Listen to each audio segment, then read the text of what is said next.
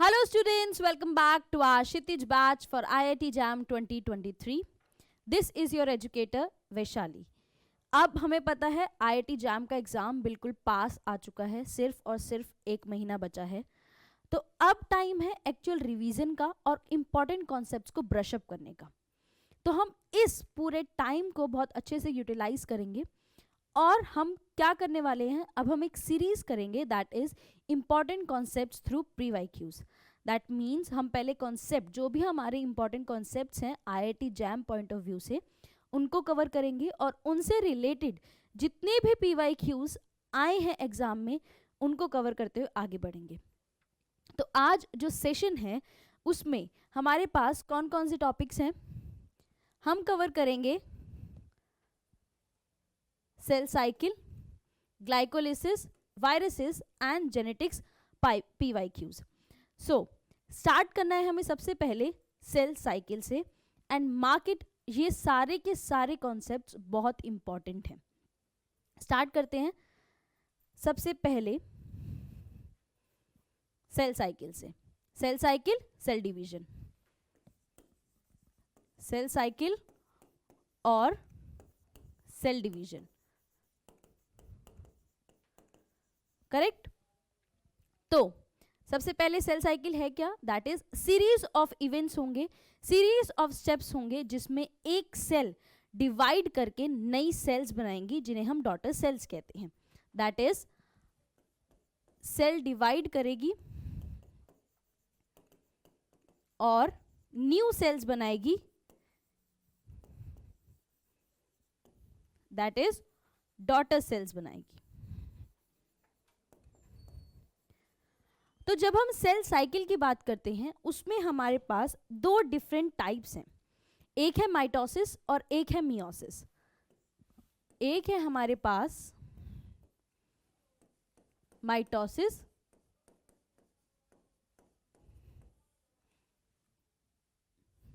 और एक है हमारे पास मियोसिस.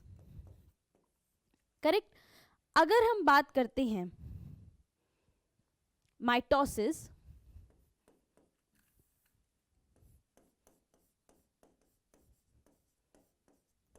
And your meiosis.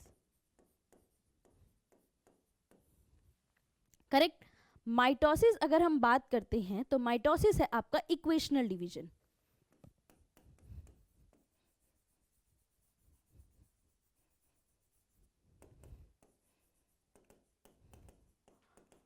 अब इक्वेशनल डिवीजन का मतलब क्या है? इक्वेशनल डिवीजन का मतलब है कि जितने क्रोमोसोम्स आपके पेरेंट सेल में थे उतने ही क्रोमोसोम्स आपको डॉटर सेल्स में भी मिलेंगे. दैट इज जितने भी क्रोमोसोम्स आपके पेरेंट सेल में प्रेजेंट थे उतने ही आपको नई सेल्स में मिलेंगे. दूसरा,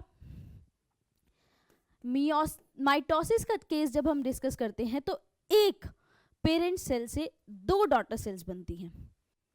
एक पेरेंट सेल से दो डॉटर सेल्स बनती हैं. करेक्ट. अगर हम बात करें तो माइटोसिस स्पेसिफिकली आपका सोमेटिक सेल्स में होता है.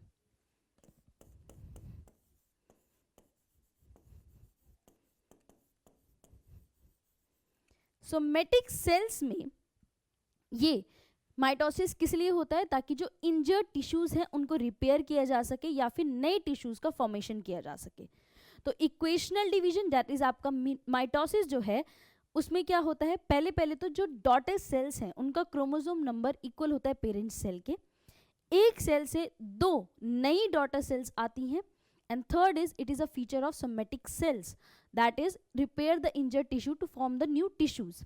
वहीं पर जब हम बात करते हैं मियोसिस की, मियोसिस आपका है रिडक्शनल डिवीजन.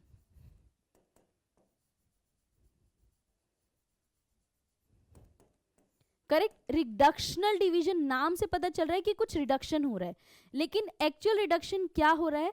जो आपकी डॉटर सेल्स के क्रोमोसोम है वो हाफ होते हैं आपकी पेरेंट सेल से. chromosome number of the daughter cells is half of chromosomes of parent cell. वहीं पर जब हम मियोसिस की बात करते हैं तो एक पेरेंट सेल से 4 डॉटर सेल्स बनती हैं।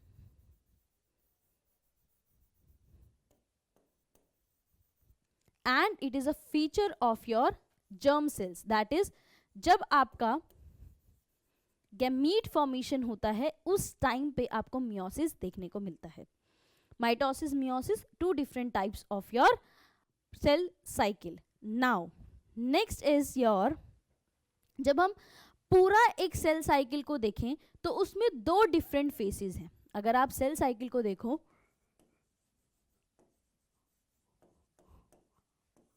तो उसमें 2 डिफरेंट फेसेस हैं, interphase and your M phase. Correct. Interphase क्या है? इंटरफेस में सेल अपने आप को प्रिपेयर कर रही है to divide. Cell prepares itself to divide। Cell वो सारे फंक्शंस करेगी जो नेसेसरी हैं अपने आप को प्रिपेयर करने के, ताकि वो डिवाइड करने के लिए अच्छे से तैयार हो जाए। जब हम एम फेज की तरफ आते हैं तो एम फेज वो एक्चुअल फेज है जब डिवीजन होता है।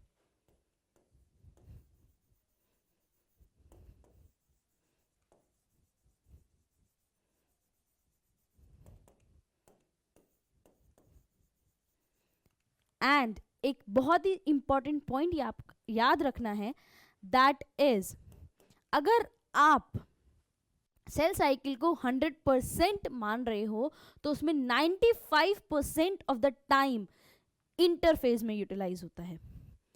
95% ऑफ टाइम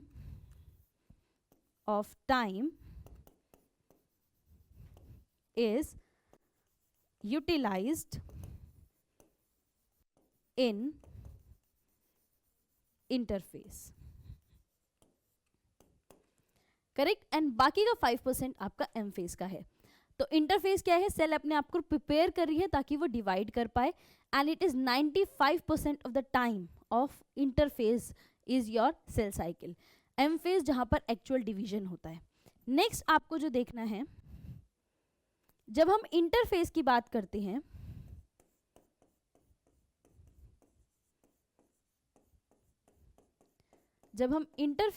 कर रहे होते हैं, या ध्यान से सुनना, तो हमारे पास 3 डिफरेंट फेसेस हैं।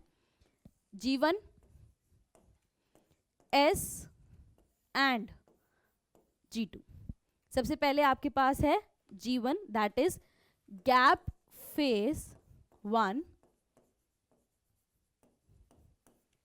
S phase synthesis phase,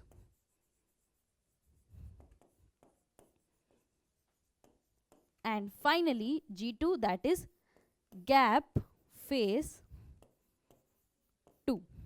correct. सबसे पहले आपका G1 फेस है, फिर S फेस है, देन G2 फेस है। अब गैप फेज में क्या होता है? गैप फेज में होता है प्रोटीन सिंथेसिस।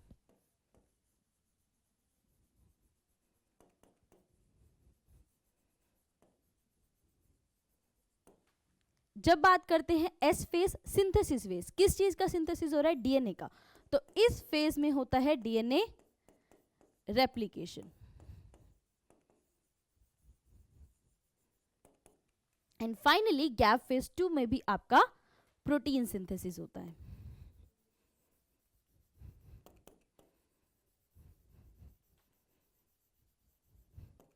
अगर स्पेसिफिकली बात करूं तो गैप फेज 1 में उन प्रोटीन्स का सिंथेसिस होता है जो आपको एस फेज में यूटिलाइज करने हैं। गैप फेज 1 में उन प्रोटीन्स का सिंथेसिस होता है जो आपको एस फेज में यूटिलाइज करने हैं, एंड गैप फेज 2 में उन प्रोटीन्स का सिंथेसिस होता है जो आपको एक्चुअली में एम फेज में यूटिलाइज करने हैं। तो this is how your interface proceeds.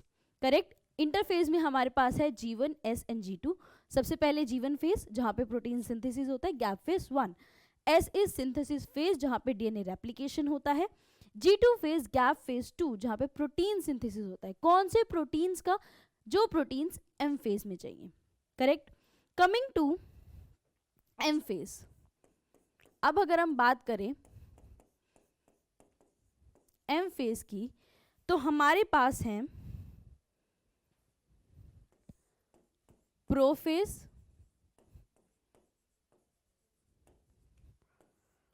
Metaphase,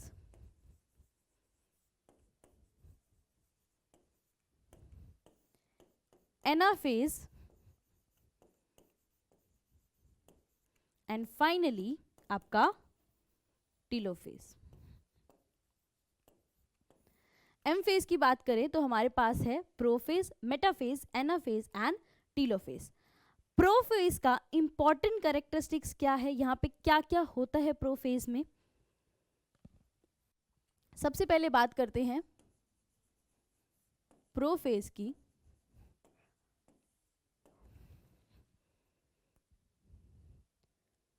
prophase में सबसे पहले होता है न्यूक्लियर मेम्ब्रेन का disintegration.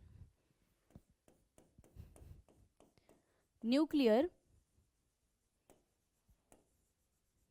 Membrane disintegration.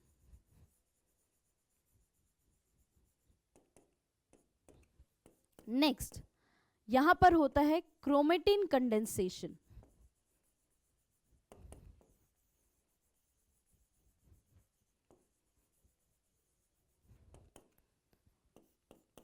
Golgi bodies क्या होती हैं? डिसइंटीग्रेट करती हैं और वेसिकल्स की फॉर्म में आ जाती है।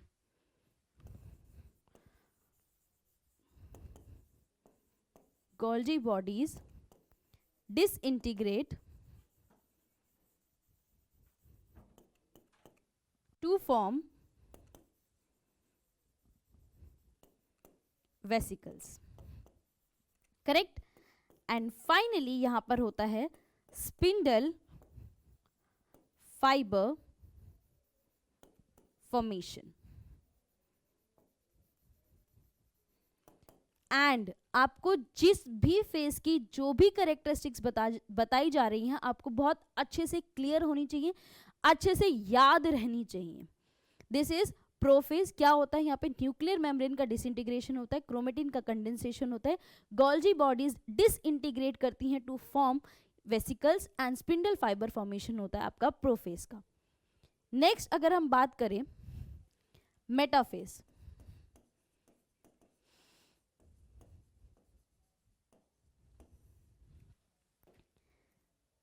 मेटाफेज में क्या होता है? मेटाफेज में अगर आपकी ये सेल है तो आपके सारे chromosomes centre of the cell पे अरेंज हो जाते हैं।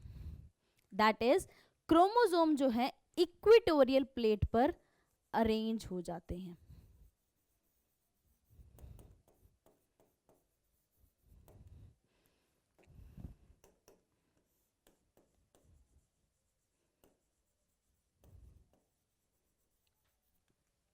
तो क्या स्पेसिफिक फीचर है आपके मेटाफेज का? Chromosomes arrange at equatorial plate. Correct. This is your second part, that is metaphase. Next we have anaphase. Now आप ध्यान से समझना, ये है आपका क्रोमोसोम। करेक्ट। ये है आपका क्रोमोसोम, ये है आपकी क्रोमोसोम की फर्स्ट आर्म एंड ये है सेकेंड आर्म। करेक्ट। तो जब एनाफेज होता है, इन दोनों आर्म्स को बोलते हैं सिस्टर क्रोमेटिड्स। क्रोमोसोम की जो दोनों आर्म्स होती हैं उनको बोलते हैं सिस्टर क्रोमेटिड्स। तो जब एक्चुअली में आपका एनाफेज आता है तो सिस्टर क्रोमेटिड्स सेपरेट हो जाती हैं। जब आपका एनाफेज आता है, सिस्टर क्रोमेटिड्स सेपरेट हो जाती हैं और जो आपकी सेल है उसके अपोजिट पोल्स पर चली जाती हैं। क्या होता है एनाफेज में? Sister chromatids separate and move to opposite poles of the cell.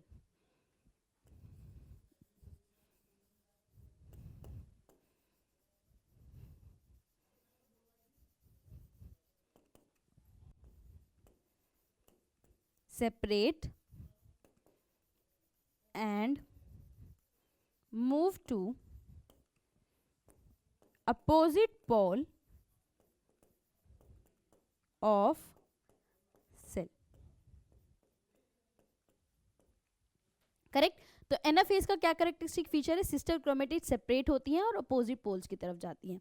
Now अब बात आती है लास्ट, दैट इज टीलोफेज।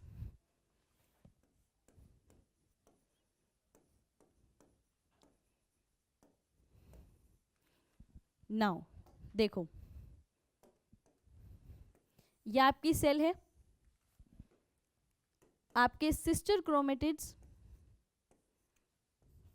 आ गए अपोजिट पोल पे, ये रिप्रेजेंट करें आपके सिस्टर क्रोमेटिड्स।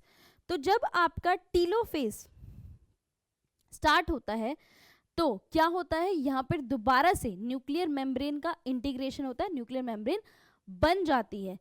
गोल्जी बॉडीज के जो वेसिकल्स से उनसे कंप्लीट गोल्जी बॉडी बनती है। एंड आपने प्रोफेज में देखा था क्रोमोसोम का कंडेंसेशन हुआ था।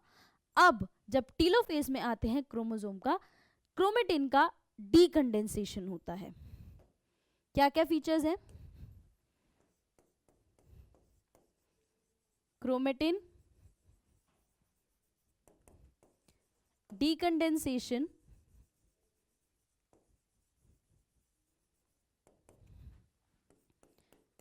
Golgi bodies reform and nuclear membrane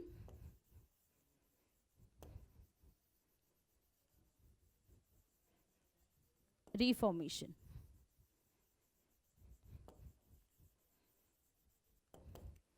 तो आपने क्या देखा यहाँ पे? आपने एम फेज की डिफरेंट स्टेजेस को देखा।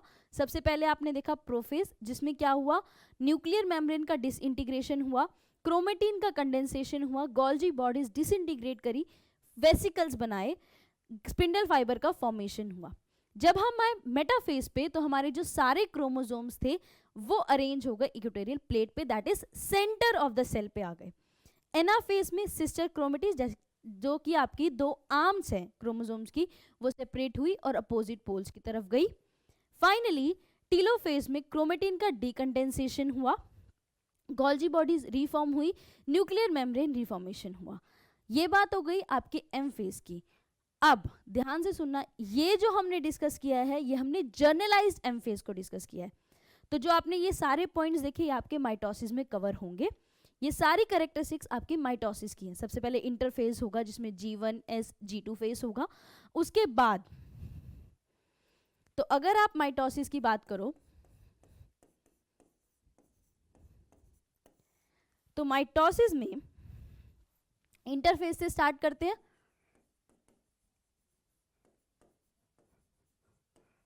करेक्ट। इंटरफेज में आपके पास क्या होगा, G1 होगा, फिर S होगा और फाइनली G2 होगा।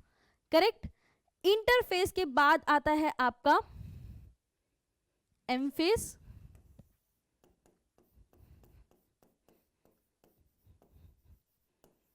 एंड एम फेज में आपके पास क्या होगा, प्रोफेज, मेटाफेज,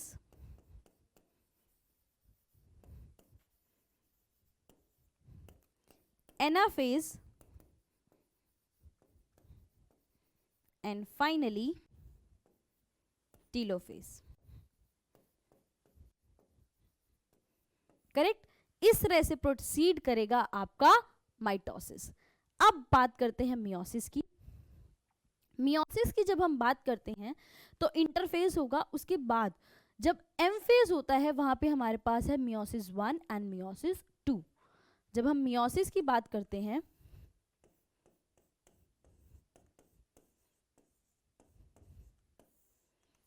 जब हम मियोसिस की बात करते हैं तो हमारे पास है इंटरफेस,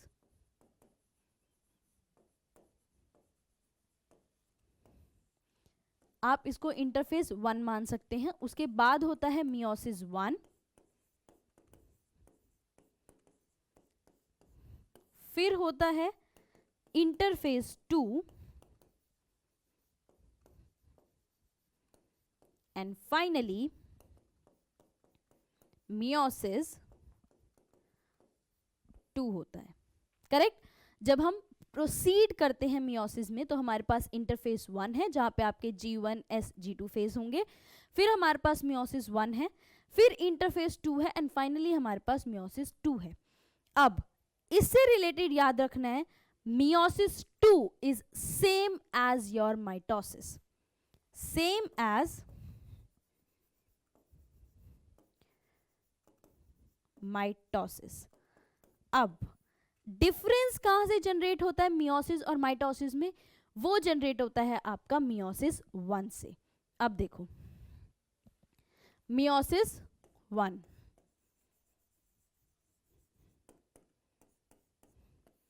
मियोसिस 1 में सबसे पहले आएगा prophase,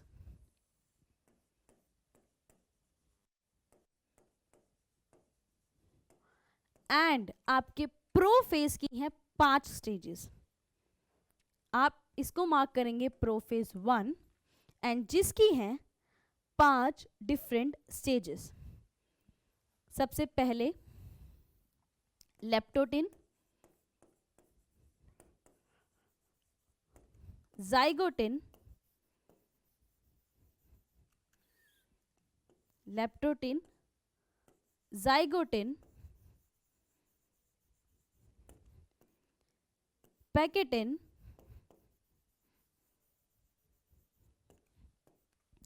diplotene and finally diakinesis. ध्यान से देखना प्लीज, मैं अभी सिर्फ और सिर्फ प्रोफेज 1 पर हूं, मैं आगे नहीं गई हूं। प्रोफेज 1 में है 5 stages, leptotene, zygotene, pachytene, diplotene and diakinesis. Correct. तो अब देखते हैं क्या क्या होता है। सबसे पहला जो आपका है लेप्टोटिन, उसमें क्या होता है, उसमें आपका क्रोमेटिन कंडेंसेशन होता है। यहां पर होता है chromatin condensation. Now chromatin condensation हो गया, क्रोमोसोम्स बन गए। अब नेक्स्ट क्या है? नेक्स्ट है जाइगोटिन। जाइगोटिन का कैरेक्टरिस्टिक फीचर क्या है? यहां पर होमोलोगस क्रोमोसोम्स की पेयरिंग होगी, pairing of homologous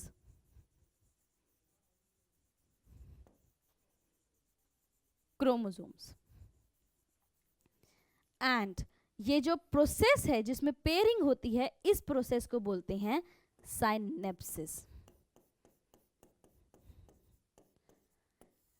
The process of pairing between homologous chromosome is known as synapses and इसमें ग्रुप ऑफ प्रोटीन्स प्रेजेंट होते हैं, उस ग्रुप को बोलते हैं synaptonemal complex. That is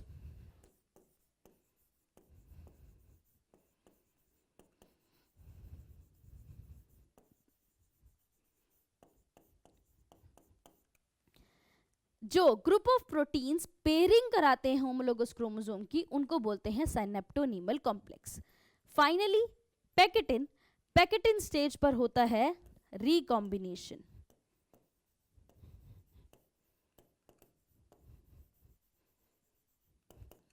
now recombination आपको पता है, दैट इज रिकॉम्बिनेशन में क्या होता है, होमोलोगस क्रोमोसोम अपना जेनेटिक फ्रेगमेंट्स को एक्सचेंज करते हैं। एक जेनेटिक फ्रेगमेंट दूसरे होमोलोगस क्रोमोसोम के पास जाता है और दूसरे से फर्स्ट वाले में आता है, that is your recombination. And recombination is the characteristic feature of meiosis, जिससे एक्चुअली वेरिएशंस जनरेट होते हैं that increase the survival of an organism. याद रखना है, recombination is a characteristic feature of meiosis and recombination leads to variations in different organisms. Correct. Diplotene में क्या होगा, अनपेयरिंग start होगी, अनपेयरिंग ऑफ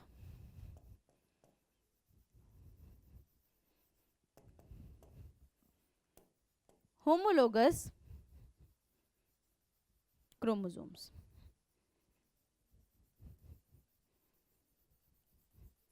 इसमें आपको एक वर्ड याद रखना है, that is चिएस्मा।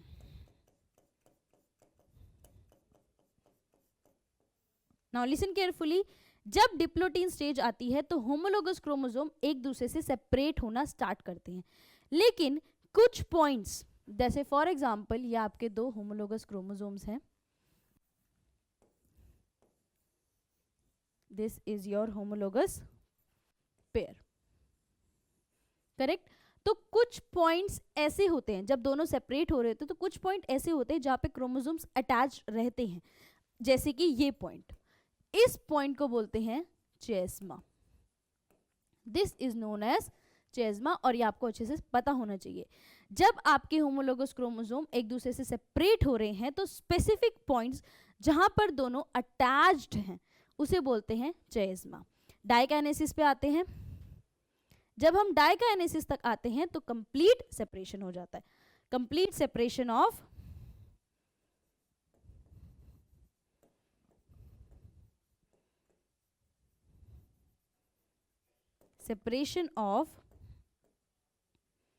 Homologous chromosomes.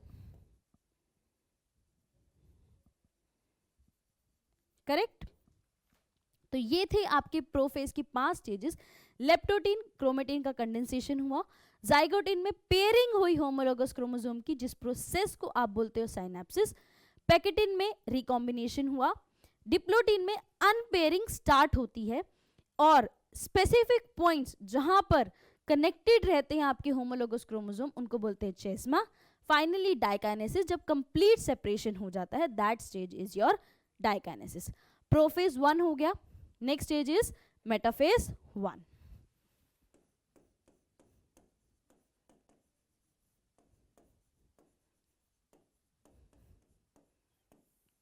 Metaphase 1 में क्या होगा, सेम प्रोसेस होगा कि आपके जो क्रोमोसोम्स हैं दैट इज वो अरेंज होंगे इक्वेटोरियल प्लेट पर। होमोलोगस क्रोमोसोम्स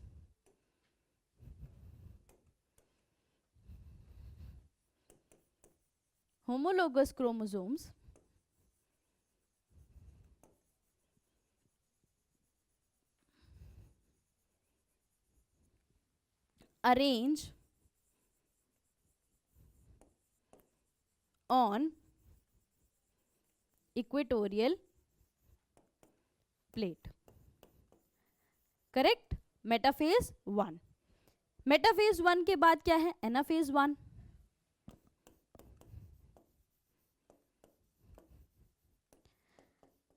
अगर माइटोसिस याद होगा तो मैंने क्या बोला था, सिस्टर क्रोमेटिड्स अपोजिट पोल्स पर जाती हैं, लेकिन एनाफेज 1 में होमोलोगस क्रोमोसोम्स अपोजिट पोल्स पर जाते हैं। याद रखना, बहुत इंपॉर्टेंट पॉइंट है। दिस इज homologous chromosomes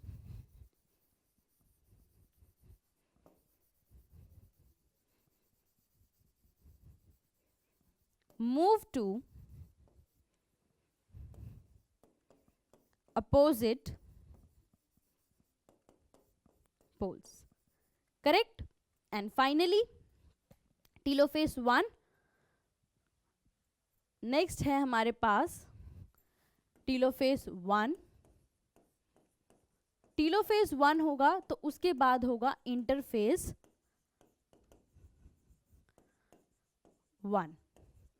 लेकिन मोस्टली केसेस में देखा गया है कि टीलोफेज 1 और इंटरफेज 1 होता ही नहीं है। डायरेक्टली एनाफेज के बाद सेल एंटर कर जाती है प्रोफेज 1 में। It is rarely present and finally हमने देखा कि ये दोनों रेयरली प्रेजेंट होते हैं, जिसकी वजह से जो आपकी सेल है वो डायरेक्टली एंटर कर जाती है प्रोफेज 2 में, देन होगा मेटाफेज 2,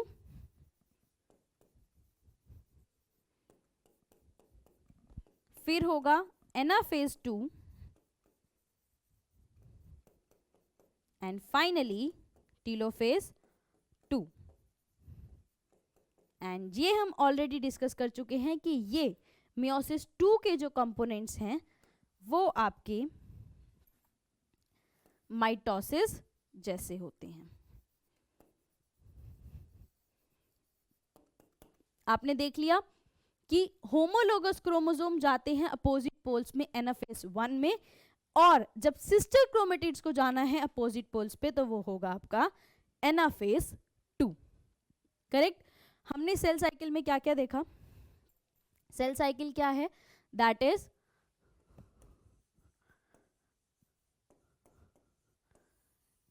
सेल डिवाइड करेगी टू फॉर्म न्यू सेल्स। अगर हम बात करते हैं टाइप्स की तो हमारी सेल साइकिल 2 टाइप की है, mitosis and meiosis.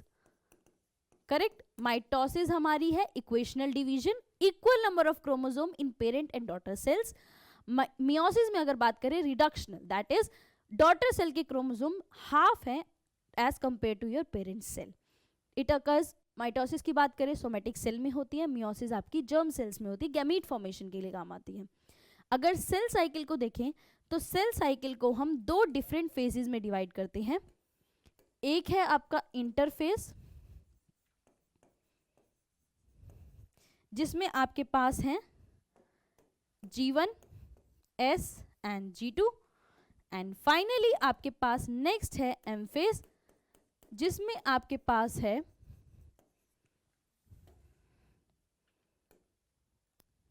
Prophase, metaphase, anaphase and telophase. Correct. अगर सेल साइकिल हो रही है तो अगर कॉन्टिन्यूअसली सेल साइकिल होती रहेगी तो ट्यूमर फॉर्मेशन हो जाएगा बॉडी में, इसलिए सेल साइकिल को कंट्रोल करना भी बहुत जरूरी है। करेक्ट। उसके लिए हमारे पास हैं 2 different molecules to regulate cell cycle. Correct. उसमें हमारे पास हैं cyclins and we have CDKs. CDKs क्या है? ये है आपके साइक्लिन डिपेंडेंट काइनेसिस। देखो, जो डिफरेंट स्टेजेस है सेल साइकिल में, उसमें अलग अलग साइक्लिन्स सिंथेसाइज होते हैं। Different stages of cell cycle में डिफरेंट साइक्लिन्स होते हैं। करेक्ट। क्या होता है आपको याद रखना है, जो आपका साइक्लिन है वो रेगुलेटरी यूनिट है।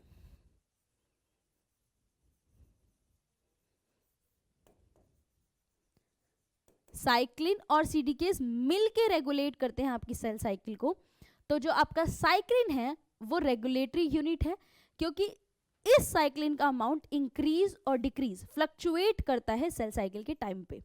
वहीं पर सीडीके आपकी कैटालिटिक यूनिट है।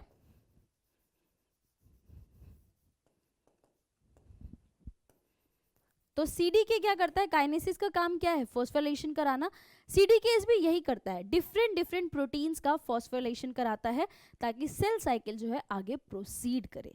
तो आपको ये दोनों मॉलिक्यूल्स बहुत अच्छे से याद होने चाहिए।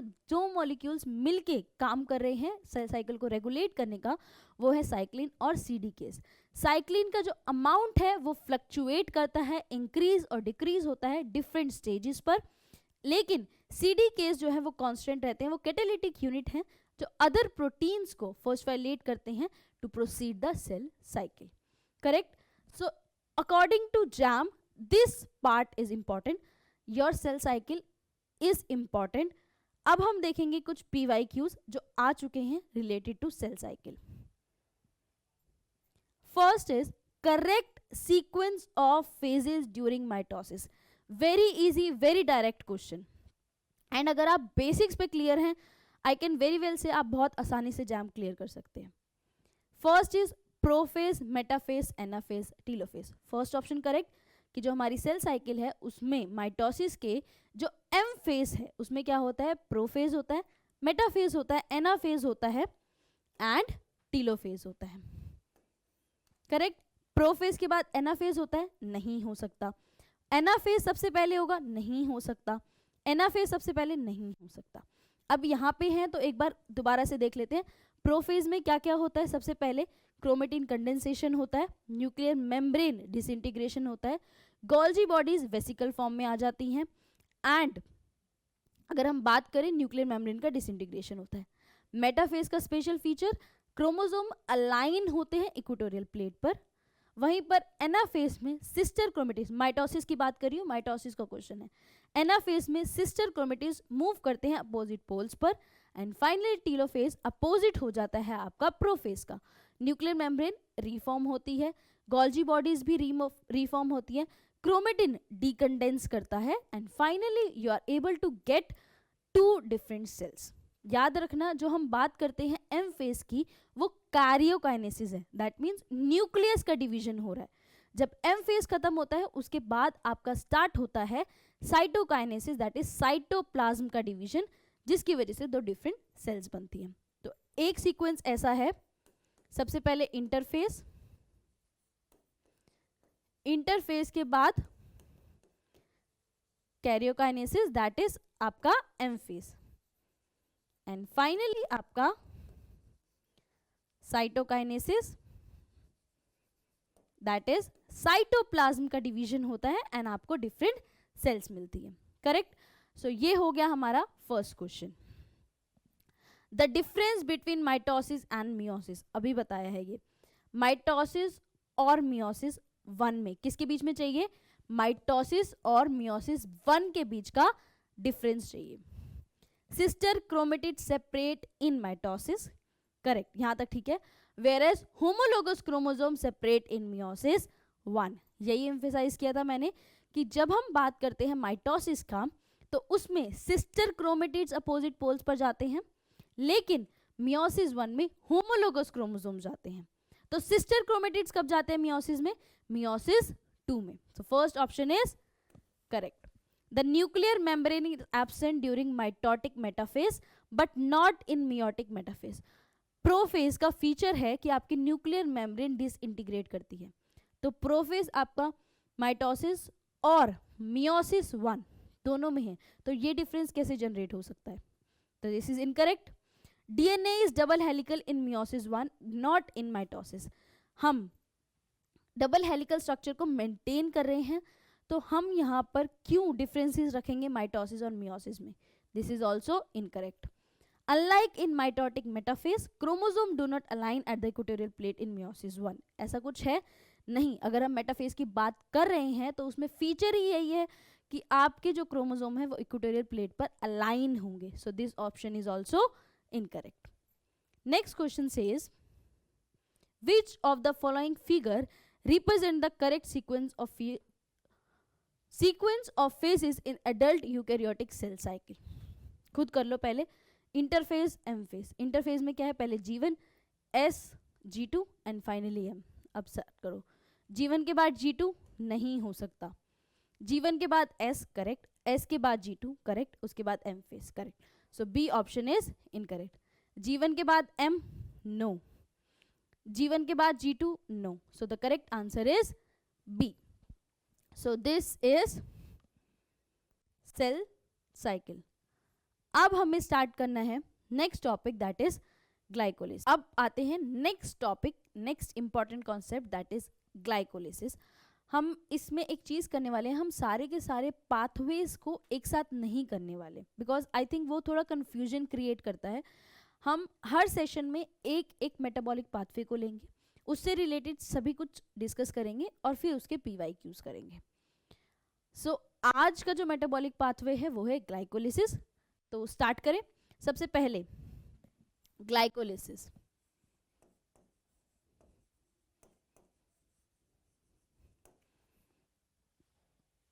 Glyco, that is sugar,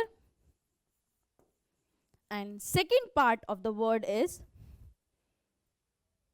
lysis. Lysis means breakdown या फिर splitting, करेक्ट। तो ग्लाइकोलिसिस क्या है? ग्लाइकोलिसिस एक सीरीज ऑफ स्टेप्स हैं जिसमें शुगर का ब्रेकडाउन होता है, किसमें? डिफरेंट सब यूनिट्स में। नाउ सी, ग्लाइकोलिसिस क्या है? ग्लाइकोलिसिस है हमारा 10 स्टेप प्रोसेस, करेक्ट। ग्लाइकोलिसिस है हमारा 10 स्टेप प्रोसेस जिसमें हम क्या करते हैं? हम 6 कार्बन ग्लूकोज को 6 कार्बन ग्लूकोज को ब्रेक डाउन करते हैं 2 molecules of 3 carbon pyruvate, correct. तो ग्लाइकोलिसिस क्या है? ग्लाइकोलिसिस हमारा 10 स्टेप प्रोसेस है जिसमें हम 6 कार्बन ग्लूकोज का ब्रेक डाउन करते हैं into 2 molecules of 3 carbon pyruvate. And glycolysis की अगर बात करते हैं तो ये यूनिवर्सल पाथवे है।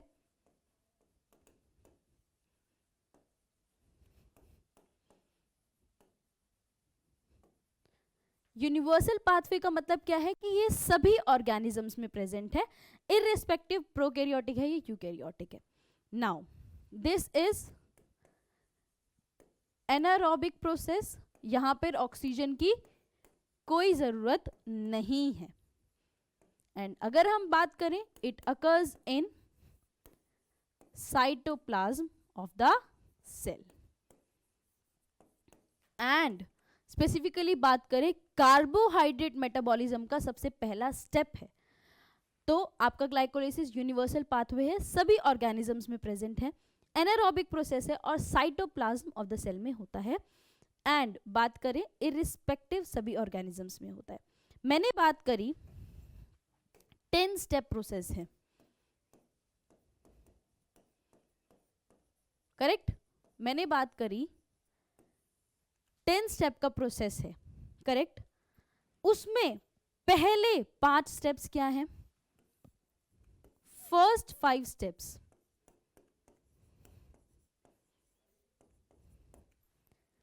फर्स्ट 5 स्टेप्स जो हैं वो है आपके preparatory phase.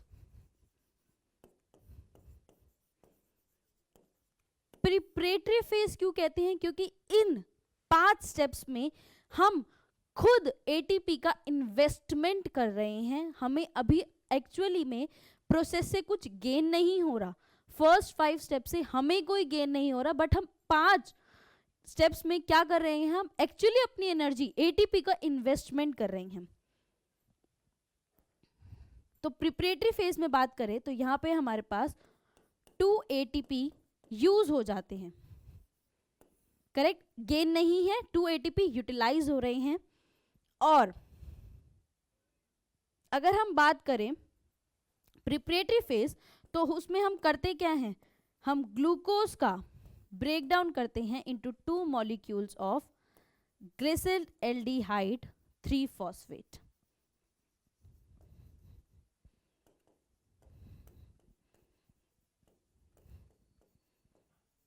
Correct. First 5 step हमारी इन्वेस्टमेंट है, जहां पे हम 2 ATP का इन्वेस्टमेंट करते हैं और ग्लूकोज को कन्वर्ट करते हैं ग्लिसरल्डिहाइड 3 फॉस्फेट में। लास्ट के 5 स्टेप हैं हमारे एक्चुअल गेन।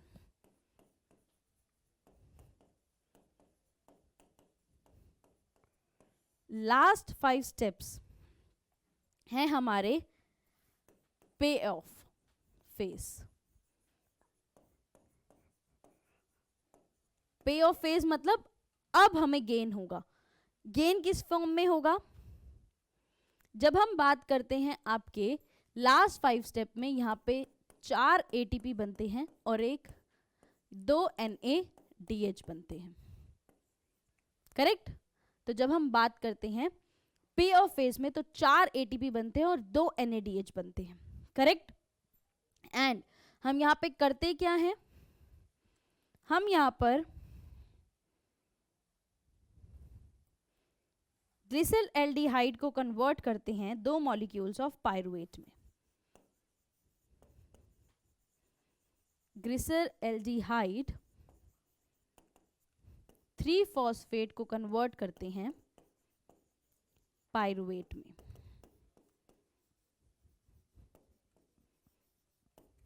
पे ऑफ फेज में हम क्या करते हैं, ग्लिसरल एल्डिहाइड 3 फॉस्फेट को कन्वर्ट करते हैं पायरुवेट में, करेक्ट। तो जब हमने बात करी हमारा ग्लाइकोलिसिस 10 स्टेप प्रोसेस है, तो उसमें पहले 5 स्टेप है प्रिपरेटरी फेज, जहां पे हम इन्वेस्टमेंट कर रहे हैं 2 ATP का, क्या कर रहे हैं, ग्लूकोज को कन्वर्ट कर रहे हैं ग्लिस एल्डिहाइड 3 फॉस्फेट में, 2 मॉलिक्यूल्स ऑफ ग्लिस एल्डिहाइड 3 फॉस्फेट में। लास्ट 5 स्टेप में हमारा पे ऑफ फेज है, जब हमें एक्चुअल गेन होगा, 4 ATP और 2 NADH बनेंगे और ग्लिस एल्डिहाइड 3 फॉस्फेट कन्वर्ट होगा पायरुवेट में। अब ध्यान से देखो, 2 ATP यूज हो गए, 4 ATP सिंथेसाइज हो रहे हैं, तो नेट गेन कितना है, सिर्फ और सिर्फ 2 ATP का। तो ग्लाइकोलिसिस में सिर्फ और सिर्फ नेट गेन अगर बात करें तो 2 ATP का है और 2 NADH का है, करेक्ट। अब ये डिनोट कर रहा है आपका प्रिपरेटरी फेज ऑफ ग्लाइकोलिसिस, ये डिनोट करता है प्रिपरेटरी फेज ऑफ ग्लाइकोलिसिस। सबसे पहले ग्लूकोज से बनेगा ग्लूकोज 6 फॉस्फेट, जो कि आपका फर्स्ट स्टेप है। फॉस्फोराइलेशन रिएक्शन हुआ तो एक ATP यहाँ पर यूज हो गया। कौन सा एंजाइम है, हेक्सोकाइनेज। सेकेंड स्टेप है ग्लूकोज 6 फॉस्फेट को कन्वर्ट किया फ्रक्टोज 6 फॉस्फेट ने by isomerase, enzyme is isomerase. Fructose 6 phosphate को अब हम कन्वर्ट करेंगे फ्रक्टोज 1,6 बिस फॉस्फेट में। फ्रक्टोज 1,6 बिस फॉस्फेट को क्लीव करेगा एल्डोलेज, जो फॉर्म करेगा ग्लिस एल्डिहाइड 3 फॉस्फेट और डाईहाइड्रोक्सी एसीटोन फॉस्फेट, और जो आपका डाईहाइड्रोक्सी एसीटोन फॉस्फेट है वो चेंज हो जाएगा आपका ग्लिस एल्डिहाइड 3 फॉस्फेट में। ये 5 स्टेप हैं आपके प्रिपरेटरी फेज के।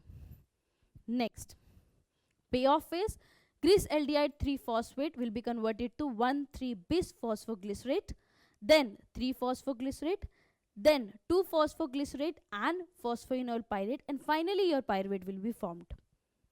देखो ATP यूटिलाइजेशन यहाँ पर 2 ATP यूज कर लिए प्रिपरेटरी फेज में। अब देखो 2 NADH यहाँ पे बनेंगे, 2 ATP यहाँ पे बनेंगे, 2 ATP यहाँ पे बनेंगे। नेट कितना है, प्लीज याद रखना। ग्लाइकोलिसिस को बात करें, अगर रिएक्शन की बात करें ग्लाइकोलिसिस में, ग्लूकोज के साथ हमने यूज किए 4 ADP, करेक्ट, 2 ATP, मैं रिएक्टेंट साइड लिख रही हूं, plus 2 NADH and 2 inorganic phosphate, correct. ये सब हमारे रिएक्टेंट्स हैं। प्रोडक्ट में हमें क्या मिला, हमें मिला pyruvate, 2 ATP, 2 NADH and H2O।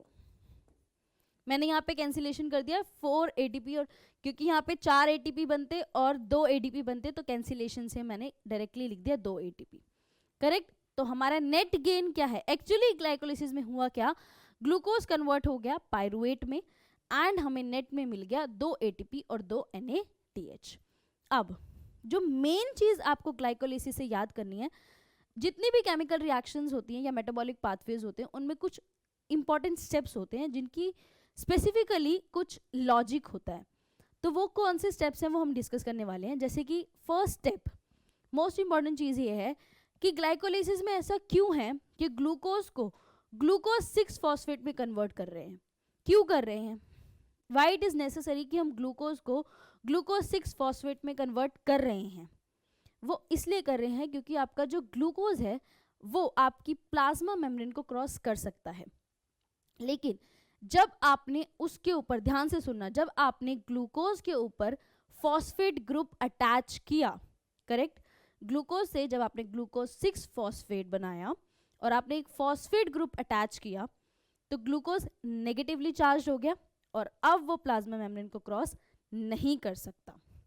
तो इस डिफ्यूजन ऑफ ग्लूकोज को रोकने के लिए इंपॉर्टेंट था कि हम ग्लूकोज को ग्लूकोज 6 फॉस्फेट में कन्वर्ट करें ताकि वो सेल के अंदर एक्चुअली में ट्रैप हो जाए, correct. First step, phosphorylation of glucose ensures that pathway intermediates remain in the cell। यही मैंने आपको समझाया कि हमने ग्लूकोज को ग्लूकोज 6 फॉस्फेट में इसलिए कन्वर्ट किया ताकि नेगेटिव चार्ज आ जाए and it is not able to cross the membrane very easily and it is trapped inside the cell, correct. अब नेक्स्ट इंपॉर्टेंट चीज ये है कि हमने ग्लूकोज का भी तो ब्रेकडाउन कर सकते हैं ना। जब हम ग्लूकोज 6 फॉस्फेट तक पहुंच गए तो हम वहीं पर इसका क्लीवेज क्यों नहीं करते, हम उसको फ्रक्टोज में क्यों कन्वर्ट करते हैं। हम फ्रक्टोज में इसलिए कन्वर्ट करते हैं क्योंकि जब आपका ग्लूकोज से फ्रक्टोज का आइसोमराइजेशन होता है तो आपको कार्बोनाइल ग्रुप, जब आपका ग्लूकोज से फ्रक्टोज का आइसोमराइजेशन होता है तो आपका कार्बोनाइल ग्रुप C2 कार्बन पर आ जाता है जो फैसिलिटेट करता है क्लीवेज ऑफ दिस, जिसकी वजह से जो आपको 2-3 कार्बन मॉलिक्यूल्स मिलते हैं ग्लिस एल्डिहाइड 3 फॉस्फेट, उनकी क्लीवेज अच्छे से करने के लिए we need this isomerisation. And यहाँ पे स्टेटेड है कार्बोनाइल ग्रुप ऑफ C2 फैसिलिटेट C-C bond cleavage at the right location to yield 2-3 carbon products by the reverse of an aldol condensation। ये दोनों कॉन्सेप्ट्स बहुत इंपॉर्टेंट हैं and asked in the IIT JAM paper. Firstly, glucose को glucose 6 phosphate में क्यों convert किया, ताकि वो डिफ्यूज होके सेल के बाहर ना जाए and it is trapped inside the cell, first. अब ग्लूकोज 6 फॉस्फेट का क्लीवेज क्यों नहीं किया, फ्रक्टोज 6 फॉस्फेट में क्यों आइसोमराइज किया, क्योंकि कार्बोनाइल ग्रुप जब फ्रक्टोज के केस में C2 पर आता है तो वो क्लीवेज आसान कर देता है, फैसिलिटेट करता है cleavage into 2 molecules of your 3 carbon compound that is glyceraldehyde 3 phosphate, correct. So ये हैं आपके 2 इंपॉर्टेंट कॉन्सेप्ट्स इस मेटाबॉलिक पाथवे से रिलेटेड। लेट्स सी, हमने देखा glycolysis, glycolysis that is sugar का ब्रेकडाउन, स्प्लिटिंग। ग्लूकोज को हम तोड़ने वाले हैं 2 molecules of 3 carbon pyruvate, correct. Universal process है, हर ऑर्गेनिज्म में होता है, एनारोबिक प्रोसेस है, no need of oxygen, cytoplasm of the cell में होता है, करेक्ट। बात करते हैं 10 स्टेप का प्रोसेस है जिसमें पहले 5 जो है प्रिपरेटरी हैं और लास्ट के 5 स्टेप्स जो है वो पे ऑफ है। प्रिपरेटरी क्यों है, क्योंकि इसमें हम इन्वेस्टमेंट कर रहे हैं, कोई गेन नहीं है। हम एक्चुअली में सॉरी 2 ATP यूज कर रहे हैं और ग्लूकोज को कन्वर्ट करते हैं ग्लिसरॉल्डिहाइड 3 फॉस्फेट में। पे off phase that is actual gain होता है, 4 ATP और 2 NADH का फॉर्मेशन होता है, ग्लिसरॉल्डिहाइड 3 फॉस्फेट कन्वर्ट होता है पायरुवेट में। और ये है आपका प्रिपरेटरी फेज, ग्लूकोज से ग्लिसरॉल्डिहाइड 3 फॉस्फेट का फॉर्मेशन जहां पर 2 ATP का यूटिलाइजेशन हो चुका है। ये है आपका पे ऑफ जहां पर ग्लिसरॉल्डिहाइड 3 फॉस्फेट को कन्वर्ट किया पायरुवेट में एंड यहाँ पे हमारे पास 4 ATP का फॉर्मेशन होता है और 2 NADH का फॉर्मेशन होता है। लेकिन प्रिपरेटरी फेज में ऑलरेडी 2 ATP यूज हो चुके हैं, net gain is of 2 ATP only. Finally 2 important concepts. पहला कॉन्सेप्ट कि ग्लूकोज को ग्लूकोज 6 फॉस्फेट में कन्वर्ट क्यों करना पड़ा, ताकि ग्लूकोज जो है वो आसानी से मेम्ब्रेन से, प्लाज्मा मेम्ब्रेन से डिफ्यूज आउट ना हो जाए, सेल के बाहर ना चला जाए। उसको सेल के अंदर ट्रैप करने के लिए हमने उस पर फॉस्फेट ग्रुप लगाया, उसको नेगेटिवली चार्ज कर दिया। सेकेंड कॉन्सेप्ट था कि ग्लूकोज 6 फॉस्फेट को फ्रक्टोज 6 फॉस्फेट में आइसोमराइज क्यों करा, ग्लूकोज 6 का ब्रेकडाउन क्यों नहीं कराया गया, क्योंकि जब आप फ्रक्टोज 6 फॉस्फेट लेते हो उस केस में कार्बोनाइल ग्रुप प्रेजेंट होता है आपका C2 कार्बन पर, जो फैसिलिटेट करता है cleavage of your fructose 6 phosphate into 2 molecules of glyceraldehyde 3 phosphate. Correct. Now net एक बार दोबारा से देखते हैं, net gain of your glycolysis था क्या हमारे पास, हमने लिया ग्लूकोज, उसके साथ हमने यूटिलाइज किए 2 ATP, 2 NADH लिए, 4 ADP लिए एंड 2 इनऑर्गेनिक फॉस्फेट लिए। करेक्ट। मिला क्या हमें, हमें मिला pyruvate, 2 ADP, 2 NADH, 4 ATP and 2 molecules of water. Correct. Compare करो, कैंसिलेशन करोगे दोनों तरफ से। करेक्ट। बैलेंसिंग करते हैं तो नेट जो आएगा वो आएगा ग्लूकोज प्लस, ग्लूकोज के साथ हमारे पास आएगा 2 NADH plus 2 ADP plus 2 inorganic phosphate and finally हमें मिलेगा क्या, 2 pyruvate, 2 ATP, 2 NADH, 2 water molecules. ये हो गई हमारी net reaction of your glycolysis. Correct.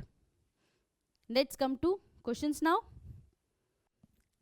The net equation for aerobic glycolysis is, सबसे पहले तो ऑप्शंस देखो, ग्लूकोज से लैक्टेट बना रहे हैं, एरोबिक ग्लाइकोलिसिस है वो सेकंड पार्ट का पार्ट है, ग्लूकोज से लैक्टेट बना रहे हैं, ग्लूकोज से लैक्टेट बनेगा नहीं, ये ऑप्शन गलत, ये ऑप्शन गलत।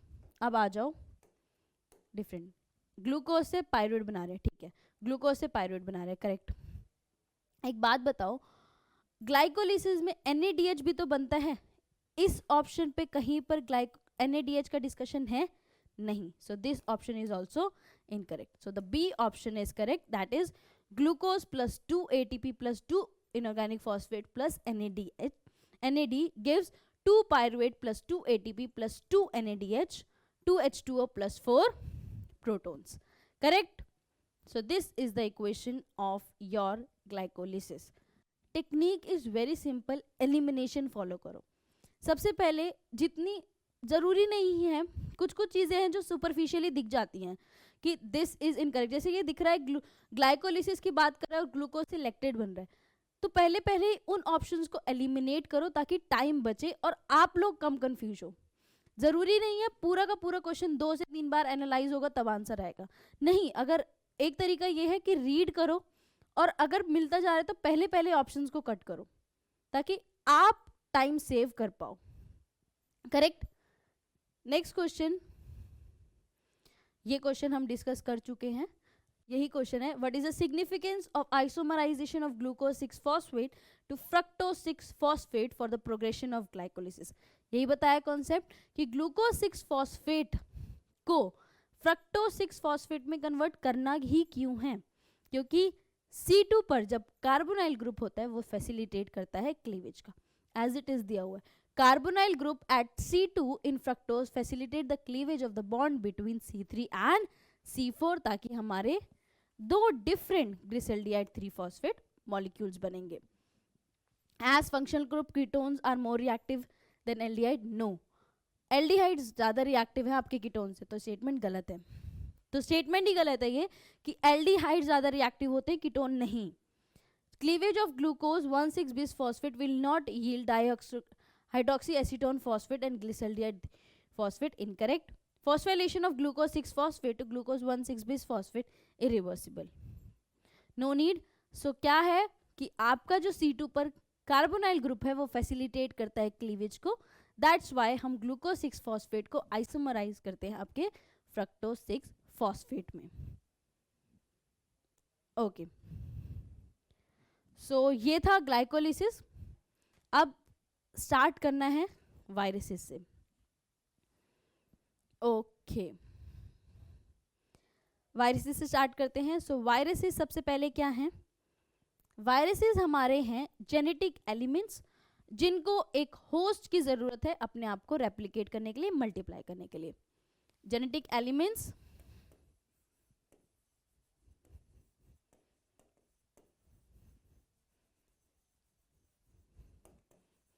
that need host to replicate themselves। जब तक होस्ट सेल के बाहर हैं तब तक दे आर नॉट रेप्लिकेटिंग और मल्टीप्लाइंग दैट सेल्स। इसीलिए क्योंकि उनको होस्ट सेल चाहिए अपने आप को रेप्लिकेट करने के लिए, इन्हें हम बोलते हैं इंट्रासेलुलर ऑब्लिगेट पैरासाइट्स। करेक्ट। विरोइन एक कॉन्सेप्ट है। विरोइन क्या है? विरोइन वायरस की जो एक्स्ट्रा सेलुलर फॉर्म है, दैट इज होस्ट सेल के बाहर जो वायरस की फॉर्म है उसे बोलते हैं virion. This is extracellular form of virus. Correct. तो क्या है हमारे पास? सबसे पहले वायरस क्या है? वो जेनेटिक एलिमेंट्स जो अपने आप को रेप्लिकेट करते हैं होस्ट सेल के अंदर, इसलिए हम इन्हें बोलते हैं intracellular obligate parasite. Host cell नहीं है तो वायरस भी रेप्लिकेट नहीं करेगा। विरोइन क्या है? एक्स्ट्रा सेलुलर फॉर्म है जो वायरसेस की, उसको बोलते हैं विरोइन। करेक्ट। अगर हम वायरस के स्ट्रक्चर को देखें, that is nucleocapsid. Structure of virus. Structure of virus जो है वो है न्यूक्लियोकैप्सिड।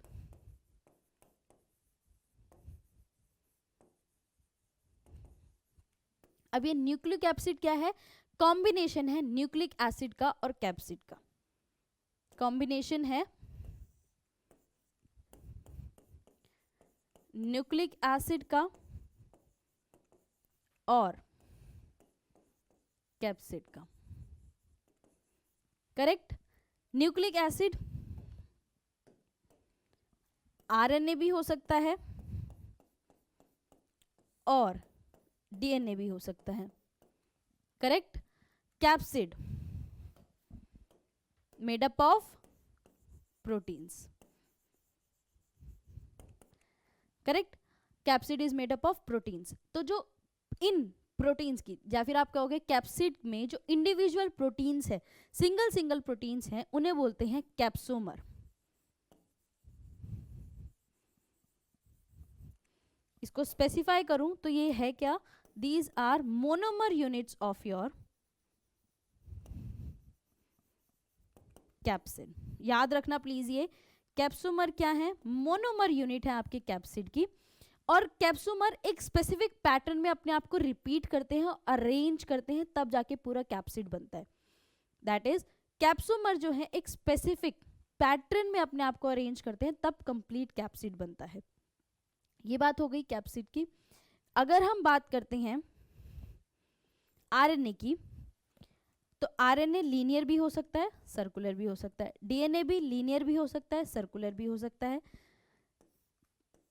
डबल स्टैंडर्ड भी हो सकते हैं, सिंगल स्टैंडर्ड भी हो सकते हैं। डबल स्टैंडर्ड भी हो सकते हैं और सिंगल स्टैंडर्ड भी हो सकते हैं। करेक्ट। अब देखो, कुछ वायरसेस ऐसे होते हैं जो डीएनए और आरएनए दोनों लेते हैं, लेकिन different different stages of life cycle पे। मतलब वो डीएनए और आरएनए दोनों का यूटिलाइजेशन कर सकते हैं, लेकिन डिफरेंट, जो हम डिफरेंट स्टेजेस हैं उन पे डिफरेंट कंपोनेंट्स है। कभी आरएनए होगा या भी डीएनए होगा। तो वो वायरसेस जिनमें सिंगल स्टैंडर्ड आरएनए होता है, लेकिन एक particular stage of life cycle में उनमें डीएनए भी देखने को मिलता है, उन्हें बोलते हैं रेट्रोवायरस।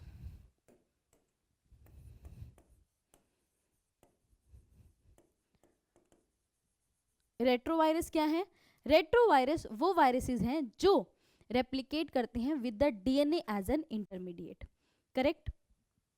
अब नेक्स्ट बात करनी है हमें वायरसेस की। कैप्सिड को अगर हम देखें,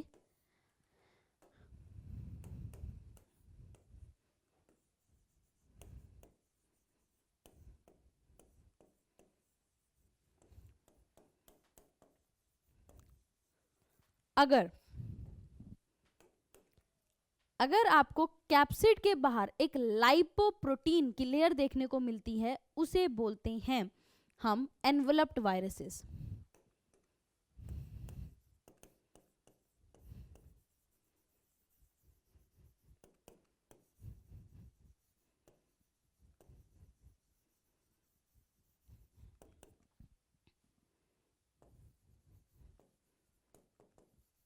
वो वायरसेस, आपको ये क्लासिफिकेशन बहुत अच्छे से याद होना चाहिए, वो वायरसेस जिसमें लाइपोप्रोटीन की एक लेयर होती है आउटसाइड द कैप्सिड, वो है एनवलप्ड वायरसेस। नेकेड में ऐसी कोई लेयर नहीं होती। लेकिन ये लेयर आती कहाँ से है? ये आती है होस्ट सेल मेम्ब्रेन से। लाइपोप्रोटीन की जो ये लेयर है कहाँ से आती है? ये आती है होस्ट सेल मेम्ब्रेन से। अब मैंने आपको ये तो बता दिया कि कैप्सिड की मोनोमर यूनिट्स जो हैं वो कैप्सोमर्स होती हैं और एक वो स्पेसिफिक फंक्शन फैशन में अपने आप को अरेंज करती हैं। तो ये जो कैप्सोमर की कंप्लीट फोल्डिंग है और अरेंजमेंट है, दैट इज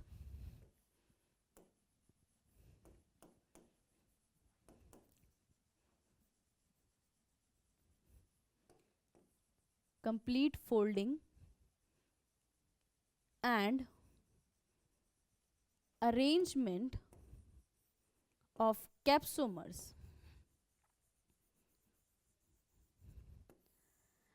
या तो ये अरेंजमेंट खुद वायरस जीनोम डिक्टेट करता है।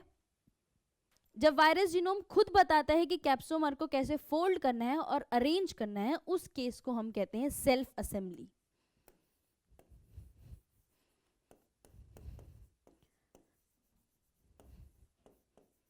सेल्फ असेंबली क्या है? जब वायरल जीनोम बताता है कि कैप्सोमर को कैसे अरेंज होना है और फोल्ड होना है, that is self assembly.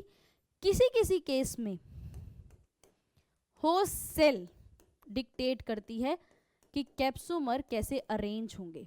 Example है बैक्टीरियोफाज लैम्डा।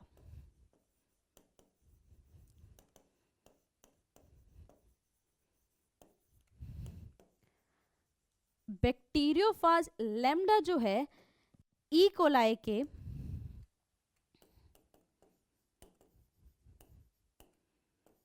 चैपरॉन यूज करता है to fold itself. Bacteriophage lambda जो है वो अपने कैप्सोमर्स को अरेंज करने के लिए हेल्प लेता है ई कोलाई चैपरॉन्स की, तब उसकी कंप्लीट असेंबली होती है। लेकिन दूसरा केस क्या है? Self assembly. वायरल जीनोम खुद डिक्टेट कर देता है कि कैसे कैप्सोमर को फोल्ड करना है और अरेंज होना है। करेक्ट। ये डिफरेंट कंपोनेंट्स हो गए। नाउ अब अगर हम बात करें वायरस की, तो इसकी दो डिफरेंट शेप्स होती हैं। शेप इंपॉर्टेंट क्यों है वो आपको पता चलेगा। वायरस की दो डिफरेंट शेप हैं, या तो होगा रॉड शेप्ड या फिर होगा स्फेरिकल।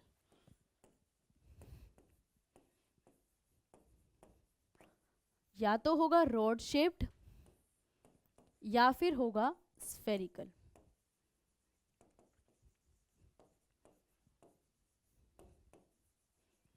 तो जब आप रॉड शेप की बात करते हो, जो आपके रॉड शेप्ड वायरसेस होते हैं उनमें हेलिकल सिमेट्री होती है, and symmetry in viruses is very important.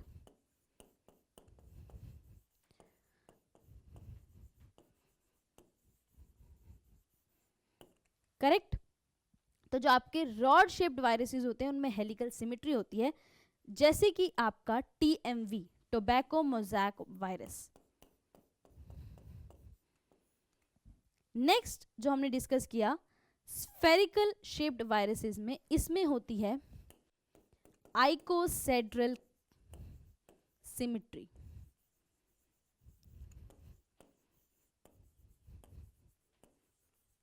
आइकोसेड्रल symmetry, जिसमें आपको देखने को मिलते हैं 20 triangular faces and 12 vertices. And इससे क्वेश्चन पूछा गया है, दिस इज इंपॉर्टेंट। वायरस की दो डिफरेंट शेप्स हैं, रॉड शेप्ड होगी या फिर स्फेरिकल शेप होगी। जब रॉड शेप्ड होती है तो उसमें हेलिकल सिमेट्री होती है, जैसे कि TMV, tobacco mosaic virus. Spherical shape में आइसोसेड्रल सिमेट्री होती है, दैट इज 20 ट्रायंगुलर फेसेस और 12 वर्टिसेस देखने को मिलते हैं। ये बात हो गई वायरस की शेप की। अब कुछ इंपॉर्टेंट एंजाइम्स देखने हैं हमें, एंजाइम्स वायरसेस के इंपॉर्टेंट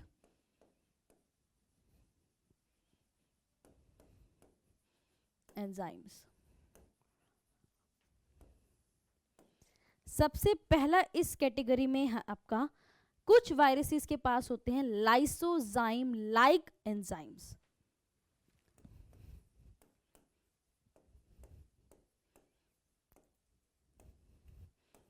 लाइसोजाइम लाइक एंजाइम। अब ये वायरस, ये जो एंजाइम है वो इंपॉर्टेंट क्यों है?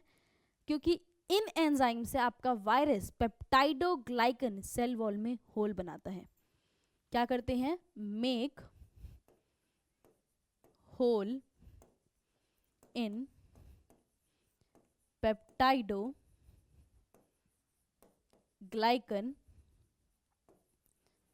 Cell wall, correct. ऐसे ही सिमिलर प्रोटीन्स, करेक्ट, लाइसोजाइम जैसे डिफरेंट एंजाइम्स और चाहिए, similar enzymes to release viruses after packaging। जब आपका वायरस पूरा असेंबल हो जाता है तो उसको रिलीज करने के लिए, होस्ट सेल से बाहर करने के लिए भी हमें सेम टाइप ऑफ एंजाइम्स चाहिए होते हैं। Third is reverse transcriptase.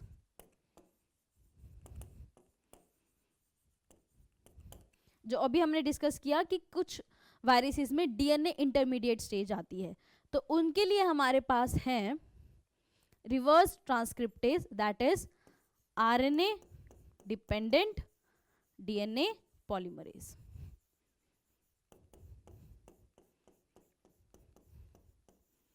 जो आपके आरएनए से डीएनए बनाएगा, करेक्ट। रिवर्स ट्रांसक्रिप्टेज क्या करेगा? आरएनए से डीएनए बनाएगा। Next in the category is RNA रेप्लिकेज,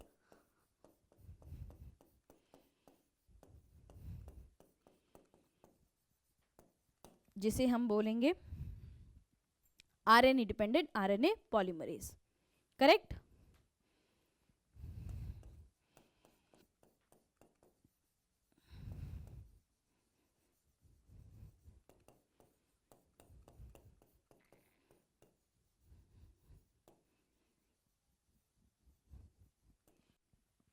तो हमारे पास डिफरेंट एंजाइम्स जो हमें देखने को मिलते हैं वायरसेस में। सबसे पहले लाइसोजाइम लाइक एंजाइम, ताकि पेप्टाइडोग्लाइकन सेल वॉल में होल हो जाए और वायरस की एंट्री हो जाए। सिमिलर एंजाइम्स चाहिए वायरस को रिलीज करने के लिए। रिवर्स ट्रांसक्रिप्टेज चाहिए, आरएनए डिपेंडेंट डीएनए पॉलीमरेज है। आरएनए रेप्लिकेज है, RNA dependent RNA polymerase, correct. So ये है डिफरेंट एंजाइम्स। एक बार दोबारा से देखते हैं वायरसेस को। वायरसेस क्या हैं? वो जेनेटिक एलिमेंट जो होस्ट सेल को यूज करते हैं अपने आप को मल्टीप्लाई करने के लिए। इंट्रा सेलुलर ऑब्लिगेट पैरासाइट है, बिना होस्ट सेल के सर्वाइव नहीं करेंगे। विरॉन क्या है? एक्स्ट्रा सेलुलर फॉर्म है जो वायरसेस की। स्ट्रक्चर पे आते हैं, न्यूक्लियो कैप्सिड है, दैट मीन्स न्यूक्लिक एसिड और कैप्सिड का कॉम्बिनेशन है। कैप्सिड बना है प्रोटीन्स का, इंडिविजुअल मोनोमर यूनिट्स को बोलते हैं कैप्सोमर्स। न्यूक्लिक एसिड डीएनए हो सकता है, आरएनए हो सकता है, डबल स्टैंडर्ड हो सकता है, सिंगल स्टैंडर्ड हो सकता है, लीनियर हो सकता है, सर्कुलर हो सकता है। एक चीज रह गई, प्लस स्ट्रैंड हो सकता है, माइनस स्ट्रैंड हो सकता है।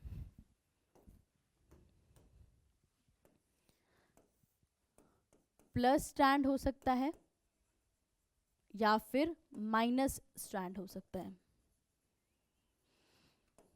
हम प्लस स्ट्रैंड तब कहते हैं अगर आरएनए, हम अभी यहाँ पे प्लस स्ट्रैंड और नेगेटिव स्ट्रैंड की बात कर रहे हैं आरएनए वायरसेस में, अगर आरएनए स्ट्रैंड, आरएनए जीनोम का सीक्वेंस सेम है वायरल एमआरएनए से, तो वो आपका होता है plus strand, that is base sequence same as viral mRNA. वो आरएनए वायरसेस जिसमें base sequence, that is RNA genome का बेस सीक्वेंस सेम है वायरल एमआरएनए से, वो प्लस स्ट्रैंड है। उसका अपोजिट जब कॉम्प्लीमेंट्री है तो उसे बोलते हैं नेगेटिव स्ट्रैंड, करेक्ट। फिर हमने बात करी कुछ वायरसेस ऐसे हैं जो आरएनए और डीएनए में इंटरमीडिएटरी स्टेट्स रखते हैं, डिफरेंट स्टेजेस पर आरएनए और डीएनए रखते हैं, जिनमें से एक हमने बात करी रेट्रोवायरस की, जो सिंगल स्ट्रैंडेड आरएनए रखते हैं, लेकिन कभी कभी डीएनए, एक स्पेसिफिक लाइफ साइकिल की स्टेज पर आपको डीएनए भी देखने को मिलता है। वायरसेस दो हैं, एनवेलप्ड और नेकेड। अगर लाइपोप्रोटीन की लेयर है तो वो एनवेलप्ड है, नहीं है तो वो नेकेड है। और ये लाइपोप्रोटीन आता कहाँ से है? होस्ट सेल से आता है। कंप्लीट फोल्डिंग और अरेंजमेंट सेल्फ असेंबली में जा सकता है, दैट इज खुद डिक्टेट करेगा जीनोम की कैप्सोमर को कैसे अरेंज होना है, या फिर होस्ट सेल डिक्टेट करेगा। वायरसेस रॉड शेप्ड हो सकते हैं, स्फेरिकल हो सकते हैं। रॉड शेप्ड होंगे तो हेलिकल सिमेट्री दिखाएंगे, that is tobacco Mosaic virus. Spherical में आइसोसेडल सिमेट्री होगी, जहां पे आपका 20 ट्रायंगुलर फेसेस और 12 वर्टिसेस देखने को मिलेंगे। Important enzyme lysozyme like enzyme peptidoglycan cell wall में होल्ड करने के लिए। सिमिलर एंजाइम वायरसेस को रिलीज करने के लिए। Reverse transcriptase RNA dependent DNA polymerase. RNA replicase RNA dependent RNA polymerase. ये बात हुई वायरसेस की। पीवाईक्यूज की तरफ आते हैं। Very easy, viruses capsid are made up of proteins, correct. Direct question, capsid is made up of proteins. Viral capsids are made up of morphological subunit called capsomer, correct। capsomer आपकी monomer units है। One of the common capsomers is isosederal, correct, ये हमने देख लिया। The isosederon is a regular polyhedron with, कितना बताया अभी हमने, that is 20 triangular faces and your 12 vertices। Option number 2 याद रखना प्लीज, 20 ट्रायंगुलर फेसेस हैं और 12 वर्टिसेस देखने को मिलते हैं हमें in case of icosahedral symmetry capsomers. Okay, तो अब स्टार्ट करने वाले हैं जेनेटिक्स के पीवाईक्यूज।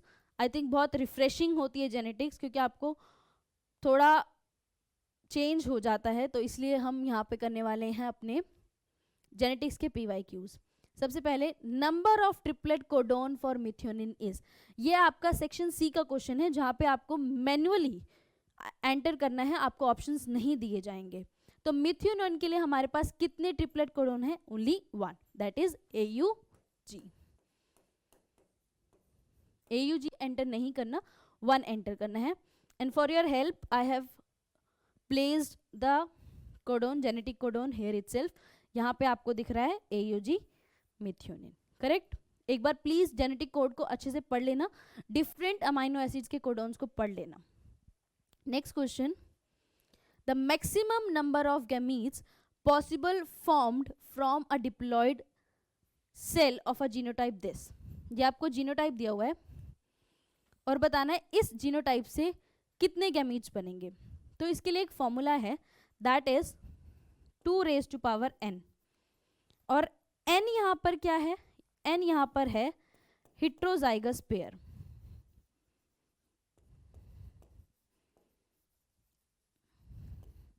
हेट्रोजाइगस पेयर इन जीनोटाइप। तो अब जीनोटाइप देखो, जीनोटाइप में कितने हेट्रोजाइगस पेयर देखने को मिल रहे हैं?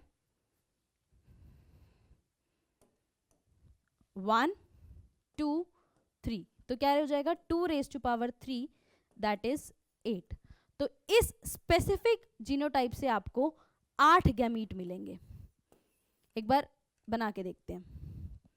देखो सबसे पहले एक सेकेंड, जीनोटाइप, ठीक है, ए बी, ये आपका जीनोटाइप। सबसे पहले capital A small A, B B that is same for both, कोई चेंज नहीं है। Capital C small C, capital C small C, capital D small D, capital D small D, capital D small D, capital D and small D. Combine करते हैं,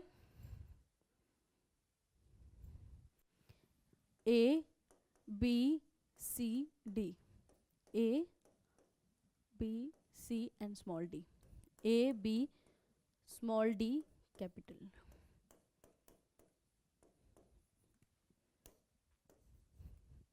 B C D, A B